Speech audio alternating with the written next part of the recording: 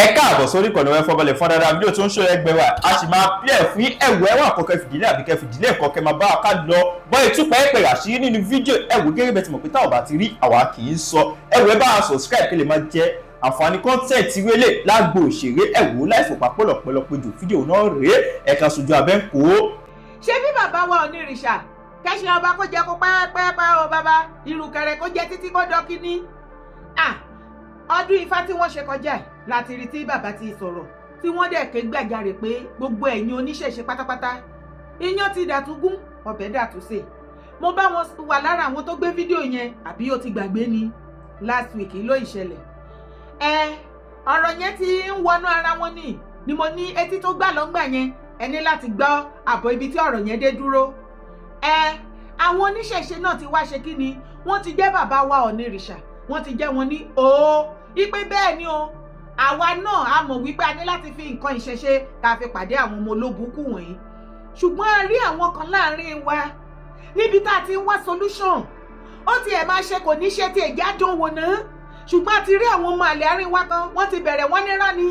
ẹ̀já sáré débẹ̀ pa kí tó gbé fídíò wọlé fún yín. We can fight terrorists with juju. Yoruba monarchs agree with Ooni of Ife. Bẹ́ẹ̀ ni. However, some residents dismissed the claim of ancestral power by the Ooni of Ife. They argued that such power have no place in this modern day of AK-47 rifles and atomic bombs and wonder why such powers have not been deployed when terrorists have for several years been operating from the forest in Yoruba land. Rising to the challenge, Yoruba traditionalists and monarchs agree with the Ooni of Ife, insisting that they had their potent traditional powers to protect their land and that they were ready to do so. They said all they needed, however, was for the government to give them the necessary support. According to them, they resort to the use of traditional powers in this modern day of technology and artificial intelligence was because of their helplessness in the face of insecurity that has ravaged their land. They lamented that as armed herders were destroying their farmland with impunity. Their people were being abducted for huge ransom and in some cases killed by the terrorists, while the government they look up to discharge its responsibility of protecting them as demonstrated is incapable of doing so. They therefore have no choice than to go back to the old ways of protecting their community as handed over to them by their forefathers.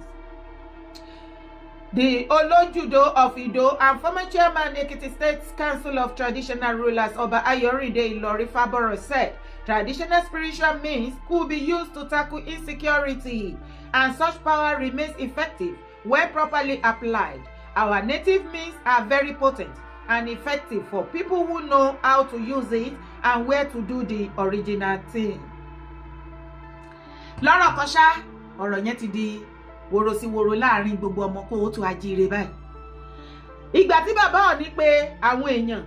àwọn oníṣẹ̀ṣe ti jẹ́ bàbá ní òó wípé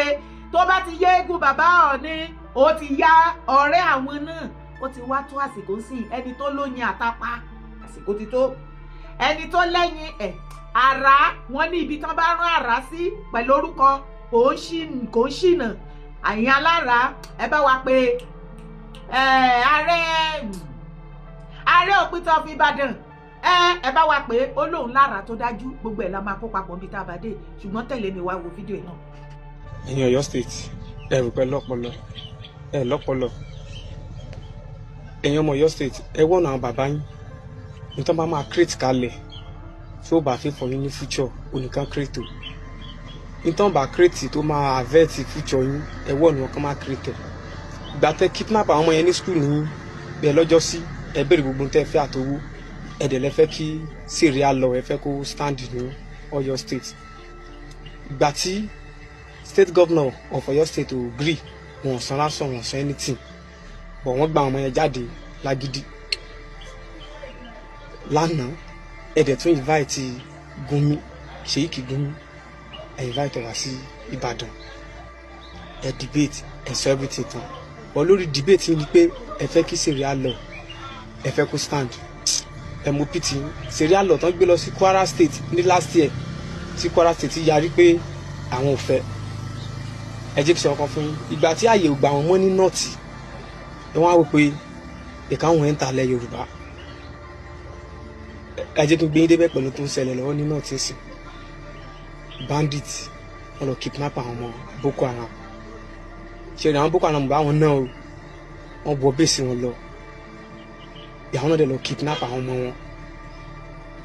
after gbà tán kidnap àwọn ọmọ bandit yẹn tán wọn á tún padà sí bẹ́ẹ̀sì wọn again yẹ wọ́n dẹ̀ make sure pé wọ́n pa gbogbo wọn live and direct yẹ wọ́n pa wọn live ẹ̀yin Ọ̀yọ́ tán bá kidnap ti yín àwọn onílọ̀kú fún òkè àwọn máa yí èèyàn àrí ẹ má wọ̀ rí ẹ wọ́n àwọn bàbá yín ní táwọn bàbá yín bá máa create tó máa vet future yín ẹ wọ́n nu gbogbo bí tí ó sì bí tí orí burúkú tó bá yẹ wọn máa pariwo state government ìgbà táwọn bàbá yín tán wúwa òfò ẹ lè máa ṣépè fún state government tí ò bá mọwọ́ mẹsẹ̀ yẹ nínú gbogbo rògbòdìyàn ìpè ò lè mú. gbogbo ọmọ ìran mi ṣe ráyé ó ti wá dà báyìí ṣé a fẹ́ sọ wípé sójà yìí ò mọ̀ nǹkan tó ń sọ àbí kò sóòótọ́ ọ̀rọ̀ paríparí ẹ̀ ó ní bandit lọ kidnap àwọn boys Boko wọ́n kidnap Boko boys náà wá padà lọ kidnap bandit nílùú tó lọ́ba tó ní president Nigeria is a joke aláṣìmáwọ Netflix Prime Video gbogbo bẹ̀ náà ìmọ̀ gbé kéèsì Nàìjíríà dé terrorist kidnap ara wọn lẹ́wọ́ ní káwọn eléyẹ̀ ní àwọn èèyàn àjọ wọn lójú náà ẹ̀yin tẹ́ bá súnmọ́ bàbá Tinubu ẹ bá wa bẹ̀ wọ́n ẹ ní kí wọ́n dúdì ní fún kọ́ jẹ́ kí ojú powerful message ní ojú àwọn nọ́dánà máa bọ̀ ẹ sọ fún bàbá Tinubu bàbá gbàjẹ́ ẹ̀yin tẹ́ bá rí fídíò ìtẹ́ súnmọ́ bàbá Tinubu lára ẹ̀yin tẹ́ ń bá wọn sọ̀rọ̀ tẹ́ fún wọn advice tí wọ́n ń gbọ́ ẹ ní kí wọ́n gbá bá wa fún wọn ní idea yìí gbogbo army recruitment tẹ́ ń ṣe láti south ẹni pé kò low turnout àwọn èèyàn òdìdé bẹ́ẹ̀ ni because terrorist ló ti kún ló ti ajáke army wa ní northern part of Nigeria ṣe bẹ́ẹ̀ ọjọ́ mẹ́ta ní Zamfara governor tún ṣe release 720 àbí more than that repentant Boko Haram tọ́kọ̀ wọn sí inú army ẹ wá ní ká kó àwọn ọmọ wa lọ síbi ibẹ̀ no now bàbá Tinubu kò make sense ẹ̀yin náà inú bí yín sìn wọ́n pa army general yín kan ẹ wá ní this is the height of it all ní release àwọn terrorist brothers wọn tí wọ́n torí ẹ̀ ń pa àwọn èèyàn ṣé wọ́n ṣẹ̀ṣẹ̀ pa army general ní àìmọye army general tán ti padà nù ṣé àwọn tó pa army general lẹ́ni ká kó àwọn ọmọ wa ká kó lọ síbi ibẹ̀ no now bàbá Tinubu ẹgbọ́n mọ́ Tinubu yín ṣùgbọ́n àìdí àti mo fún yín bàbá tẹ́ bá lè mú lò Ọlọ́run bá ń gbọ́ ìjọ tẹ́ bá kọ́kọ́ sọ síta tẹ́ gbé àṣẹ yẹn jáde tí yóò sì fọwọ́ sí wípé ní south o as it is kí wọ́n recruit àwọn youth wa tó bá fẹ́ ṣe army both boys and girls but only can remain ní south ńbẹ̀ fún training and after their training ibẹ̀ náà ti máa ṣiṣẹ́ tó máa deploy wọn ní kó wọn lọ sí north lọ fún training kò sọmọ wa kankan tó ń lọ bẹ̀ irọ́ terrorist ti ajáke lẹ́mìí àwọn ọmọ wa ta fẹ́ fi ṣe àwọn tó ń pa army general tẹ́bẹ́dẹ̀ parí training ní south ẹ má kó wọn lọ sí north lọ south ẹ jẹ́ kí àwọn army north kí wọ́n máa ṣọ́ra wọn ní north ibẹ̀ fẹ́ rí northern army sójà kankan ní south mọ́ àwa tá a jára wa máa ṣọ́ra wa ń bẹ̀ ṣé ẹ rí tí kinní yẹn jọ tó bá kọ́kọ́ jáde lọ́ọ̀ láì tí mídíà gbé bàbá Tinubu ẹ wá wò ó bóyá ọmọ Nàìjíríà ẹ mọ nǹkan tó ń lọ bàbá Tinubu 70% ẹ ti báyé wọn jẹ́ ní north ṣé rí gbogbo giragira furukọ́kọ́ wèrè tán mú àkọ́kọ́ wálẹ̀ wọn àkọ́kọ́ stagger bí ìgbà tí àdólóró balẹ̀ ní ẹ̀gbẹ́ Sultan Palace ní last year December kí wọ́n tó padà lọ sọ wípé àwọn tó fẹ́ rethink lásán another plan á tún gorí ẹ̀ bàbá Tinubu you are the only saviour for the southern and níbi tá a bá dé we are counting on you ẹ má fẹ̀mí wá ṣòfò ẹ wo 720 terrorists tí wọ́n tún ṣe ẹ̀kọ́ sí inú army ẹjọ́ bàbá Tinubu tó tún kọ́ sínú society bàbá Tinubu the same àwọn gómìnà fún àtàdánù ní nọ́ọ̀tì yìí wọ́n wà wíwẹ̀ wípé àwọn reported terrorists tó bá ti kó sínú army àwọn ni wọ́n lọ mú páàsì àwọn original ọmọ Nàìjíríà tó wà nínú àmì tán lọ ń fún àwọn terrorist ẹgbẹ́ wọn tó ń pa wọ́n. Gbogbo bó bá ṣe lọ lé ambush tí wọ́n pa wọ́n, àwọn náà ti máa lọ mú gbogbo information yẹn fún wọn. Wọ́n kúrò, wọ́n repeat gbogbo wa mọ̀. Why are you wasting our life? Ṣé Nigeria government tó waste army general's life ẹ fẹ́ wá waste our life, ẹ fẹ́ waste life wa ní South? Kò sọ́mọ wa kankan tá máa encourage kó lọ join army. Ṣùgbọ́n bàbá Tinubu,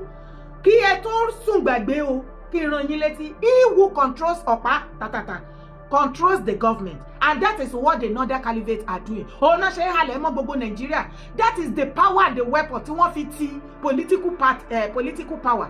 tí British kó tó gbélé wọn lọ́wọ́. Lẹ́yìn tó gbé political power lé wọn lọ́wọ́, wọ́n wá wò wípé kí ni wọ́n lè fi retain political power tí ò ní kúrò ní abẹ́ wọn ní àkàtà wọn ní Northern party ńbẹ̀. Wọ́n fọ́ọ̀mù cabal, and you know about all this thing, Baba Tinubu. Now, gbogbo nǹkan tó wá lè ṣe ni wípé láti jẹ́ kí power yẹn kó má kúrò lọ́wọ́ wọn, kán ríra wọn as the owner tó fi ń pera wọn ní born to rule ní Nàìjíríà. Òun ni kí wọ́n hold the gun. He who holds the gun controls the government, and that is why tó ṣe jẹ́ wípé any head of state, any president tó bá jẹ́ Nàìjíríà tó bá ti refuse láti go their own way, nǹkan tó ẹ̀ fèsì inú ìjọba yín ò lè máa fèsì. Wọ́n á make ìjọba yín unbearable, wọ́n á make it useless. Ẹ̀rí gbogbo everywhere bó ṣe ń gbóná Tinubu must go, Tinubu must go. Ẹ mọṣẹ́ ọwọ́ wọn náà nítorí political power ẹ ń bá wọn pò lọ́wọ́. Bẹ́ẹ̀ wọ́n ṣe ń bá wọn jàjà political power tẹ́ ẹ fẹ́ pín yẹ́lẹyẹ̀lẹ yẹn tẹ́ ti ń ṣe. Tẹ́ ẹ bá ti lè pín the same, he who controls the gun controls the government.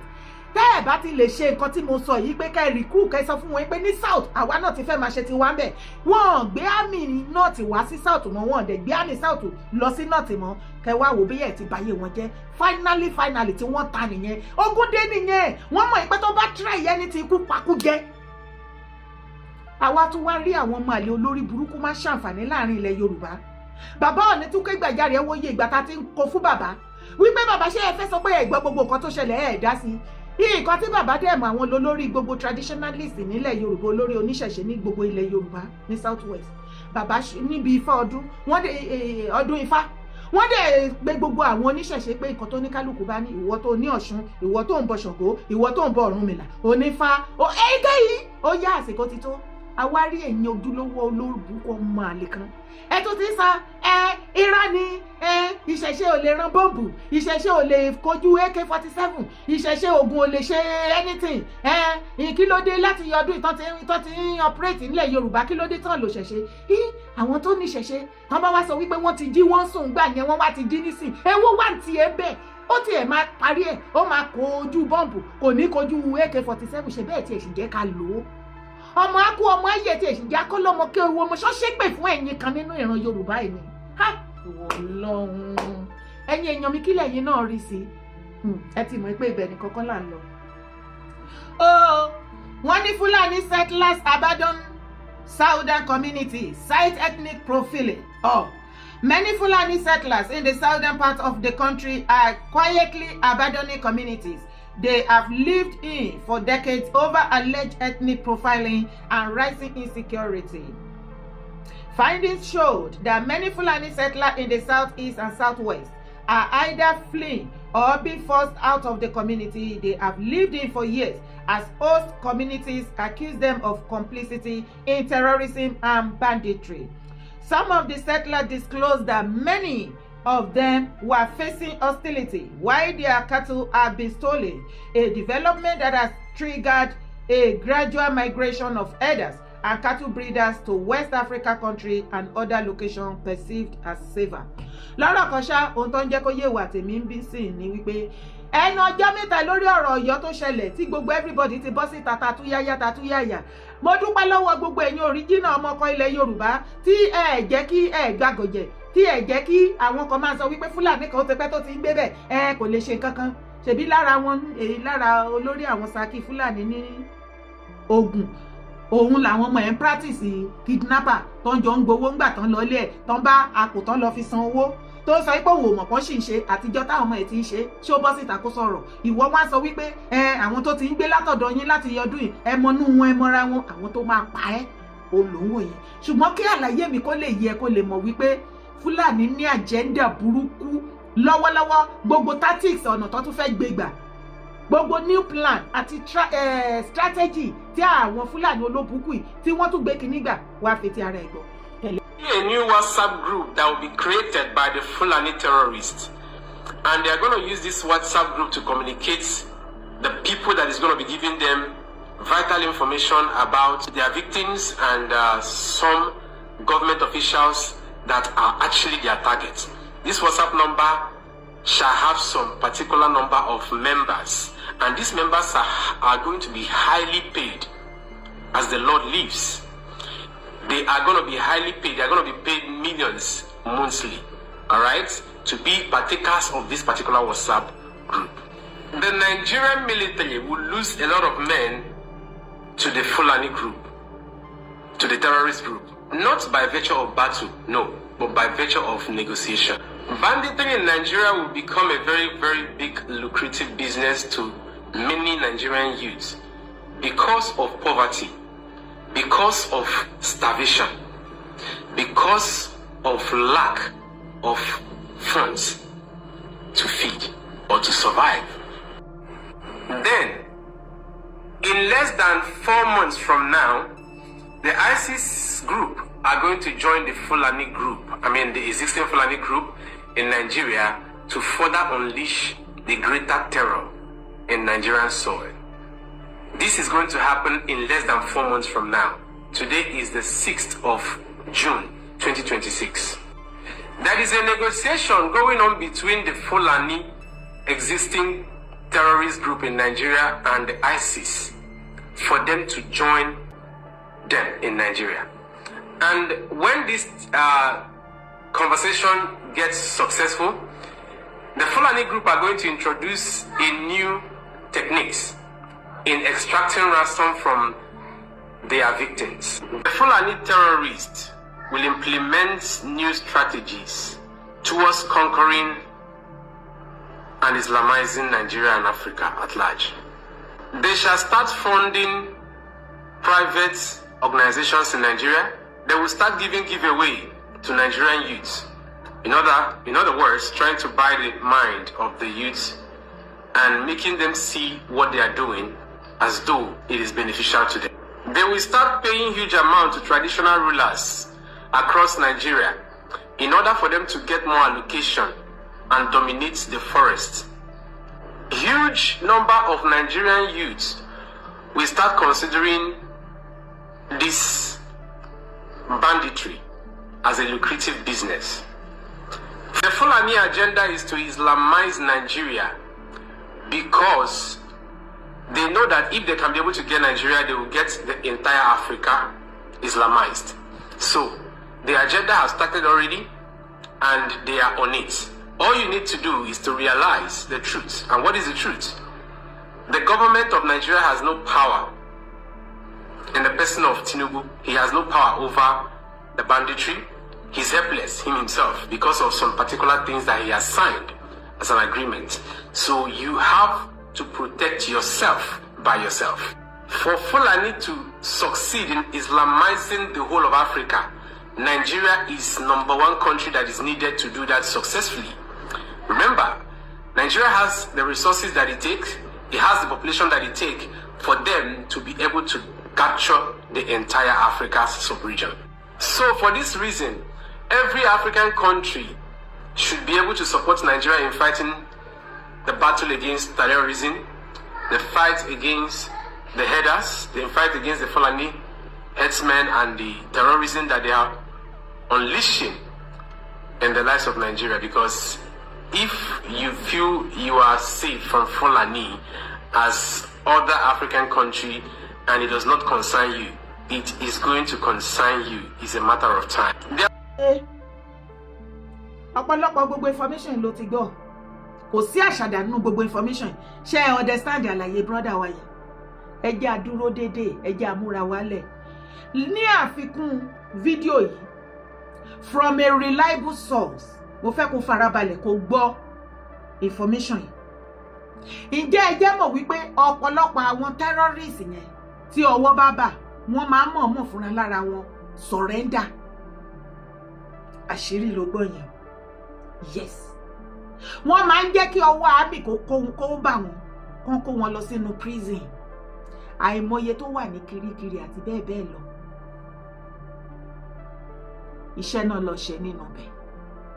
ṣó fẹ́ gbọ́ wọ́n ní gbogbo terrorist tó wà ní àwọn big prison they are enjoy the best of life ńbẹ̀ wọ́n ní phone wọ́n ní everything as a matter of fact lára àwọn tó wà nínú ìjọba bàbá Tinubu tó take a solid post ńbẹ̀ ó wà lára àwọn tó sponsor àwọn people yìí according to the information tó dọ́dọ̀ mi tí wọ́n send owó sí wọn ní inú prison bẹ́ẹ̀ ẹ mọ̀ nǹkan táwọn terrorist yẹn ṣe nínú prison wọ́n kó wọn papọ̀ pẹ̀lú àwọn wọ́n wà nílẹ̀ Yorùbá báyìí ẹ jẹ́ ká sọ ti ilẹ̀ Yorùbá àwọn ọ̀pọ̀lọpọ̀ ọmọ Yorùbá tó jẹ́ pé innocent soul wọ́n ní orí yeye ní mògùn àìṣẹ̀ ló pọ̀ àìmọye tó rẹ́wọ̀n he tó ń jù sínú ẹ̀wọ̀n tí ò ṣe kankan tó jẹ́ wípé àwọn tó rojọ́ mọ́ wọn tó parọ́ mọ́ wọn alágbára ni wọ́n tó agbára wọn ju ti àwọn tó wà nínú ẹ̀wọ̀n lọ tó parọ́ mọ́ ọ̀pọ̀lọpọ̀ àtẹ̀yí tó jẹ́ ọ̀daràn fúnra lára ẹ̀ tó yẹ pé ibẹ̀ ni lọ́rọ̀ kan ṣá wọ́n jẹ́ kó yé mi wípé àwọn terrorist wọ́n jọ ń kó wọn papọ̀ ìmíì wà tọ́jọ́ wà nínú yàrá papọ̀ níbẹ̀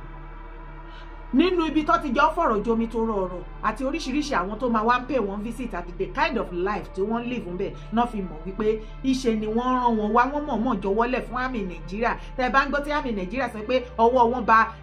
large scale of terrorist kìnìkan wọ́n mọ̀ọ́mọ̀ jọwọ́lẹ̀ ni láti ṣe kí ni rẹ́rẹ́ ti rún nǹkan ti ṣẹlẹ̀ wọ́n jẹ́ kó yé mi wípé ọ̀pọ̀lọpọ̀ ọmọ Yorùbá tó jọ kó papọ̀ ní South West àwọn terrorists yìí wọ́n á bẹ̀rẹ̀ sí ní brainwash wọn ṣé mọ̀ pé majority wọn tó bá máa release wọn lọ́dọ̀ wa nílẹ̀ Yorùbá talẹ́ni náà tó fẹ́ bá ex-convict ṣe àdúgbò wọn á sá fún ẹ ẹbí á sá fún ẹ ọ̀rẹ́ á sá fún ẹ ojú burúkú náà fi máa wò ẹ wọ́n á stigmatize ẹni kọ́lọ́n kó ṣàánú àfẹ́lẹ́ tó yí àsìkò ibẹ̀ bí yá ojú á ti wá máa là díẹ̀díẹ̀ ní ìgbà yẹn ṣé wá rí majority àwọn tó bá pàdé yìí nítorí àwọn náà ti mọ̀ pé tó bá máa padà dé wọ́n máa stigmatize ọ̀rọ̀ prison mọ́ wọn ni àwọn terrorist ti ń brainwash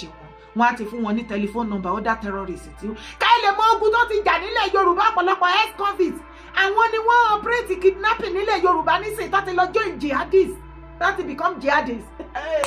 rẹ́rẹ́ ti rún wọ́n á ti fún wọn tó bá ti fẹ́ fi wọ́n sílẹ̀ àwọn gan tún máa ń bá wọn rìn bẹ́ẹ̀ pé kí wọ́n lè fi wọ́n sílẹ̀ because wọ́n ti corrupt mind wọn wọ́n á fún wọn ní telephone number terrorist tó máa pè tó bá ti release wọn tó máa lọ gbowó tó máa initiate wọn tá fún wọn ní training àti everything wọ́n á fún wọn ní huge amount millions of naira pé tó bá jáde kó lè rówó ná jọ ex-convict wo lórí tó máa fún ní irú àǹfààní bẹ́ẹ̀ tó bá jáde tó padà sínú society kò sẹ́nibọ̀dì tó ready láti help àwọn family gan sá fún ẹbí sá fún ọ̀rẹ́ sá fún ibi iṣẹ́ wo ló fẹ́ employ wọn ká tó díjú ká tó là telephone number ti terrorist fún wọn wọ́n ti pé àwọn terrorist tó kù wọ́n ti lọ meet wọn àwọn náà ti bẹ̀rẹ̀ iṣẹ́ òun lẹ̀ ń rí lọ́wọ́lọ́wọ́ tó ṣẹlẹ̀ yìí ṣe rí àwọn tó ṣiṣẹ́ yẹn lọ́yọ̀ọ́ I can bet it with you pé àwọn ex-convict ó wà bẹ́ẹ̀ ọmọ Yorùbá bẹ́ẹ̀ ni mo sọ fún yín àwọn tó gbé àbúrò pẹkẹlẹ mess ṣebí pa náà ní ó wà lára wọn àwọn tó kù nǹkan àfẹ́mọ̀ wọ́n ti dìjọ ń ṣiṣẹ́ papọ̀ ogun ti dé ṣebí gbọ́láyé brọ́dà wa yìí ṣé àlàyé yẹn yé ìwà tèmi dáadáa ó máa yé wa ó ti di dandan kán nípa wọn ní láti kọ́kọ́ kọ́ńkà Nàìjíríà kán lè rí every other part of Africa country láti kọ́ńkà this is their plan lára plan yẹn yàtọ̀ fẹ́lẹ̀ tí mo sọ fún ẹ òun náà ni brọ́dà yìí sọ wọ́n á máa ṣe give away online ṣé bó ti rí kán ti ṣe give away àbò fẹ́ sọ pé ò kì í rí wọn lórí TikTok tí àwọn ọmọdé ẹ̀yin ọmọdé sí kí ló ṣe yín ẹ̀yin òbí ọ̀pọ̀lọpọ̀ yín ti kùnà lórí àwọn ọmọ yín o ẹ ò lẹ́nu ẹnu yín ò tọrọ lórí àwọn ọmọ yín nígbà tó jẹ́ pé ọ̀pọ̀lọpọ̀ ẹ̀yin òbí ẹ ṣì young ẹ yìí lè máa ṣe one or two things ṣùgbọ́n bùkátà yẹn ti gbé lórí àwọn ọmọ how do you want that children to respect you ẹ lè command wọn ẹ mọbi tó ti ń rówó àwọn náà ń bọ yín àwọn náà ṣe oríṣiríṣi ẹ ní oore ọ̀fẹ́ láti lè sọ pé ọmọ mi kí ló ń ṣe àwọn ọmọ ti gbàyà láyà yẹn ti kùnà níbi tí ọ̀lẹ ti báyé yín jẹ́ tó jẹ́ pé patí nìkan ni majority yín wálé ayé wá ṣe mí ní ká má ṣe patí ṣùgbọ́n kí ló dé tó jẹ́ pé patí nìkan lẹ máa kà yín lára tí ìgbésí ayé yín ò kà yín lára àìmọye àwọn ọmọ yín ẹ̀yin òbí ló ti become a criminal, especially ẹ̀yin tẹ́ bá lọ́mọ tẹ́ mọ̀ pé ó ti ní problem tó ti lọ sẹ́wọ̀n rí kó tó tún padà. Lára àwọn tó ti lọ sẹ́wọ̀n tó tún padà òun náà máa padà láwọn ọ̀rẹ́ láàrin ìgboro á kó wọn kúnra ṣe mọ̀ pé ogun ti dé báyìí. Ìgbà tó rí wípé àwọn Fúlàní tó bá wọ ilẹ̀ Yorùbá wàhálà yẹn máa pọ̀, wọ́n rí gbàgbára wọn ò ní fẹ́ gbé, wọ́n wá ti wá ń ṣe kíni, wọ́n ti involve, wọ́n ti initiate àwọn ọmọ wa. Ogun ti dé, kò sí yahoo kankan mọ́, tó bá lọ́mọ tó sọ fún ẹ pé yahoo lòún ṣe, irọ́ ni, kidnapper ni. Rẹ́rẹ́ ti rúnlẹ̀ Nàìjíríà, ó ti rúnlẹ̀ Yorùbá, ogun ti dé báyìí. Ó ìmọ̀ tó stage kan bí táwọn bá lọ yìí, street by street wọ́n máa plan láti para wọn, wọ́n máa díra wọn gbé. Ẹ̀dẹ̀ mọ̀rọ̀ Yorùbá ẹni tí Ọlọ́run ó ti dójú ẹ̀ báyìí. Sórí gbogbo àlàyé àtàṣírí tí máa yẹn tú kò sí wàhálà, ibẹ̀ ni kọ́kọ́ la tún yín lọ. Ẹ jọ̀ọ́, ṣé lóòótọ́ èmi rò ìpọ́nà ti ré ẹ̀gún kúrò lórí Yorùbá? Torí ọ̀rọ̀ ìṣẹ̀lẹ̀ tó wá ṣẹlẹ̀ sí Yorùbá yìí ó wá dàbí ó ti fẹ́ máa jọ mọ́ èpè. Ṣé wọ́n rá iye wa iye Yorùbá ni, àbí bẹ́ẹ̀ náà láti wá dèdèrìn tá a gọ̀ tá a wá datọ́ lẹ́nu bọ̀yọ̀? Torí ọ̀rọ̀ yín ò fẹ́ yé mi mọ́. Lọ́dánà amúyán fọyín létí sọ́tọ̀ afọyín létí sósì, ibà àtúndé akíkì yín lẹ́nu ẹ̀ náà ẹ̀ máa ṣe bí dìdìrì tí ò bá wá jẹ́ bẹ́ẹ̀. Ọmọ Yíbò ń gbé ẹ̀yin Yorùbá ní condition against presidential election come 2027. Nǹkan ti ṣe Yorùbá. Ṣùgbọ́n kí tó kà fún yín, ẹ wá wo fídíò.